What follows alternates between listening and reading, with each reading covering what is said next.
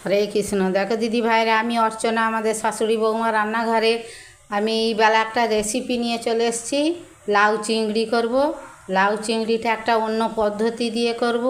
চিংড়ি মাছটাকে আগে বেটে নেব, নিয়ে চিংড়ি মাছ ওই বাটা দিয়ে লাউ চিংড়ি করব। তোমরা প্রথম থেকে শেষ পর্যন্ত ভিডিওটা দেখো। তোমাদের যদি ভালো লাগে তোমরা এরম করে খেও, আর আমাদের লাইক করো, কমেন্ট করো কেমন কি লাগে না লাগে। দেখো আমি তোমাদেরকে দেখাচ্ছি। কড়াতে একটু গরম জল বসিয়ে দিয়েছি, জলটা ফুটে গেছে। এবারে লাউটা আর আলুটা আমি তুলে দেবো। দেখো দিদি ভাইরা, লাউটা আলুটা আমি তুলে দিয়েছি। এইটা এখন একটু ফুটুক। আমি একটা মিক্সি জারেতে মশলা করে নেব। দেখো মিক্সি জারটা নিয়েছি, একটা মশলা করে নেব। প্রথমে দেখো কাজু বাদাম 4টে দিয়ে দেবো, চীনা বাদাম 4টে দিয়ে দেবো, মগজ দানা দিয়ে দেবো, আর সাদা তিল দিয়ে দেবো। সাদা তিলটা হচ্ছে আমাদের ঘরের তিল, সাদা তিল, ওই জন্য একটু কালচে ভাব আছে। এই দেখো 1-2 চামচের মতো পোস্ত দিয়ে দেবো। এই দেখো পেঁয়াজ আর টমেটো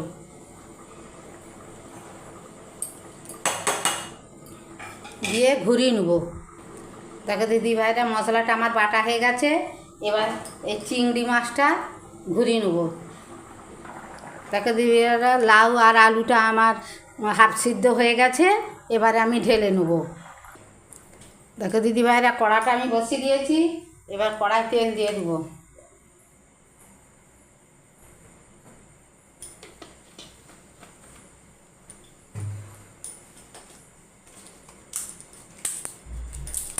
দুটো তেজপাতা,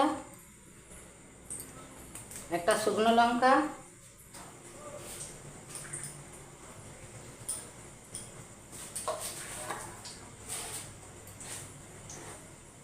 দুটো জিরে,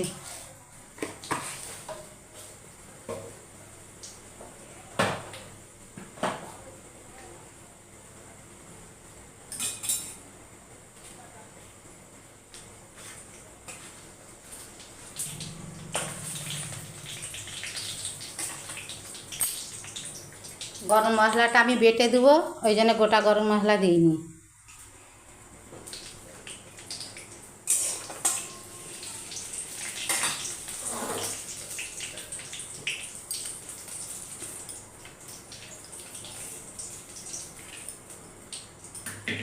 ফোড়নটা আমার হয়ে গেছে। এবার চিংড়ি মাছটা যে বেটে রেখেছি এইটা আগে দিয়ে দেবো।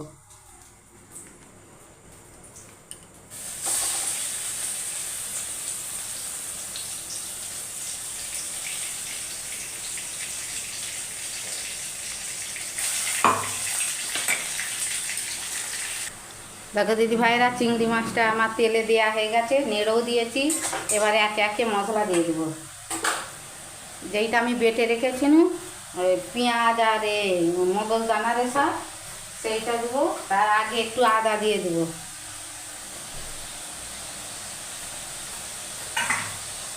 একটু রসুন বাটা দিয়ে দেবো।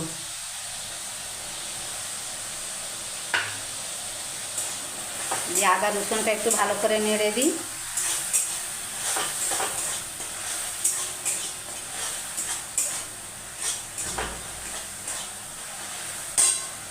এই মশলাটা বেটেছি ওইটা দিয়ে দেবো।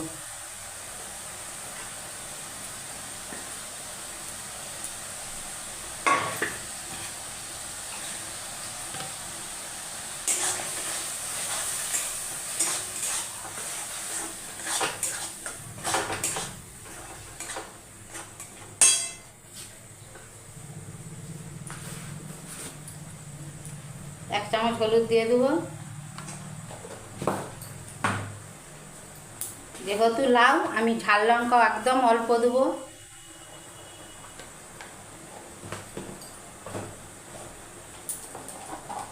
লাল লঙ্কার গুঁড়ো 1 চামচ দেবো।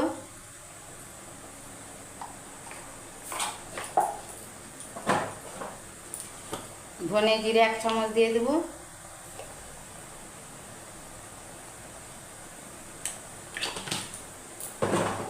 দিয়ে মশলাটা আমি ভালো করে কষবো।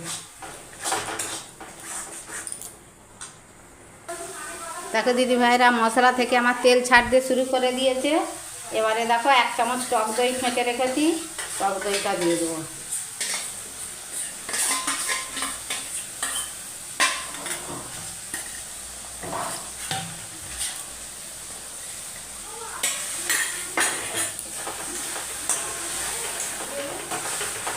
দেখো দিদি ভাইরা মশলাটা আমার কত সুন্দর কষা হয়েছে। এবারে লাউ আর আলুটা সেদ্ধ করে রেখেছি, ওইটা এতে দেবো। তোমরা রান্না দেখছো, আমরা বুঝতেই পারছি, কিন্তু কমেন্ট করছো নি, লাইকও মারছো নি। একটুখানি নুন দিয়ে দেবো। তোমরা কমেন্ট করো, লাইক করো, আমাদের ভালো লাগবে, আমরা আরও নিত্য নতুন রান্না দেখাবো। দেখো দিদি ভাইরা মশলাটা আমার কষা হয়ে গেছে খুব সুন্দর করে। এবারে আমি লাউটা আর আলুটাকে সেদ্ধ করে রেখেছি, ওটা ঢেলে দেবো।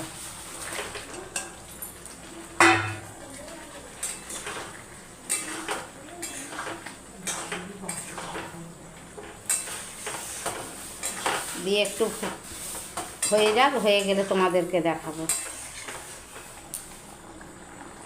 দেখো দিদি ভাইরা গরম জলটা আমি ঢেলে রেখেছি, অল্প করে দেবো।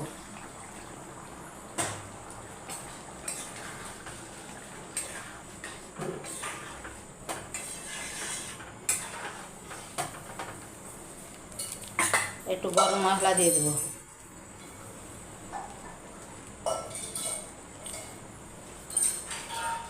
দিয়ে চাপা দিয়ে দেবো, আবার তোমাদেরকে দেখাবো 10 মিনিট পর। দেখো দিদি ভাইরা আমার লাউ চিংড়িটা কত সুন্দর হয়ে গেছে। এই দেখো কত ঘন ঘন হয়েছে, খেতেও সুন্দর লাগবে। আমরা এরকম করে করে খেয়ে দেখেছিলাম, তোমরা করে খেয়ে দেখো। প্রথম থেকে শেষ পর্যন্ত তোমাদেরকে ভিডিওটা করে দেখিয়েছি কীভাবে আমি রান্না করেছি। রুটি, লুচি, পরোটা, ভাত সব দিয়েই তোমরা খেতে পারো।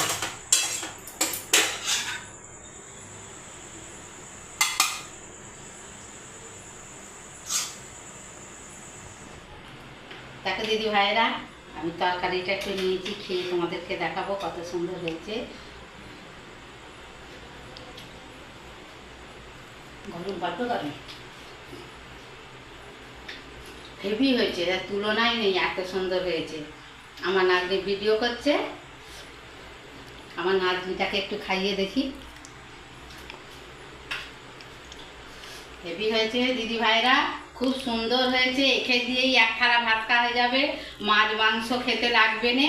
দেখবে এই তরকারিটা যদি, এই রেসিপিটা এইভাবে তোমরা করো, তোমাদের মাছ মাংস আর খেতে ইচ্ছাই করবে না, মনে হয় এই লাউ চিংড়িটা দিয়েই সবসময় ভাত খাবো। তোমাদের যদি ভালো লাগে তোমরা লাইক করো, কমেন্ট করো, সাবস্ক্রাইব করো। আমাদের চ্যানেলে যদি তোমরা কেউ নতুন হও, আমাদের চ্যানেলটা তোমরা সঙ্গে নাও আর লাইক করো, আমাদের সঙ্গে থাকো, ভালো লাগবে। হরে কৃষ্ণ, রাধে রাধে।